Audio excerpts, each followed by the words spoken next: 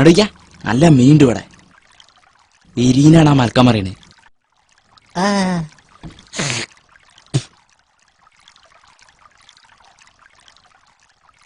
ഇവിടെ നല്ല മീണ്ട് കണ്ടേജ്. ബിരാലും ആരിലൊക്കെ ഉണ്ടല്ലോ പഠിച്ചോനെ. ഇന്നൊരു കോളൊത്തിക്കണ്. ഇരുമീനൊക്കെ പോണ്. ഒന്ന് രണ്ട് ഇവിടെ നല്ല മീൻ കിട്ടോ. ഇരുമീനാണ് മീന്. നല്ല രസമുള്ള മീനേക്കാര്. എനക്ക് ഇനി വല്ല ആയുസല്ല മീനെ. ഒച്ചുണ്ടാക്കി അയറ്റകളെ പായിപ്പിച്ചോണ്ടു. വലിയ മീൻ പോയാലെത്താ. എനിക്ക് പെരലല്ലേ ഇഷ്ടം. ഇച്ചു വരല്ലട്ടോ ഇഷ്ടം. അളിയാ പെരലിനെ മനസ്സന്മാരാരെയും തിന്നു.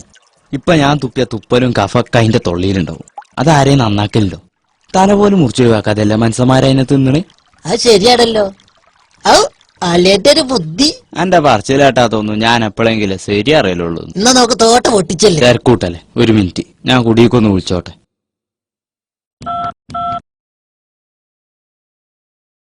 ഹലോ. ആ നബീസ, ഇന്ന് ഇനി മീൻകാരോടൊന്നും മീൻ വാങ്ങണ്ട. ഞാൻ നല്ല പൊയ്മീൻ കൊണ്ടുവരാം. ഇരീനും ബില്ലും ബിലാലൊക്കെ ഉണ്ടാവും. ഉണ്ടാവൂലേ? ഉണ്ടാവേ. ആ അപ്പളേ ഇതൊരു കാര്യം ചെയ്തു. എളുപ്പത്തിൽ കുറച്ച് മല്ലിമുളക് അരച്ചു. ഉപ്പ് പാകത്തിന് മതി. കാട്ടം കളഞ്ഞ് പൊരിച്ചാ മതിട്ടോ. എന്നാ ശരി വെക്കട്ടെ.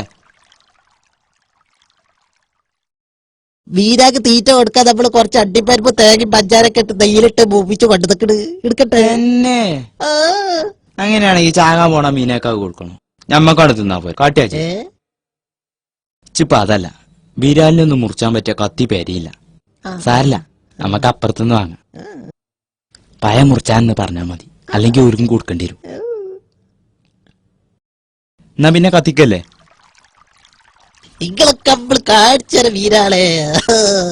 അങ്ങോട്ട് ഇട്ടോളിച്ചാളിയാ. അഞ്ചൊക്കെ നമ്മള് കാണിച്ചരടി.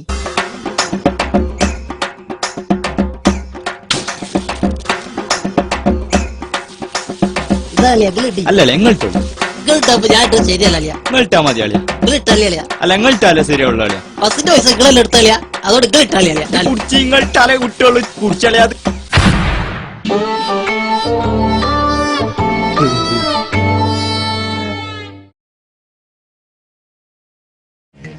അളിയാ അളിയോ അളിയാ ആവിയായി പോയല്ല അടിച്ചോനെ.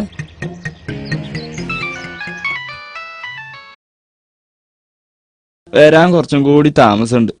ഇതൊരു കാര്യം ചേച്ചി, കുറച്ച് തേങ്ങ കൂടി അരച്ച മുളക് കിട്ടി തേങ്ങാ ചമ്മന്തി ആക്കിക്കളാ. ഇപ്പൊ മീനേക്കാളും ചാതി ചമ്മന്തിക്ക. വേറൊന്നുമില്ലല്ലോ. വെക്കട്ടെ.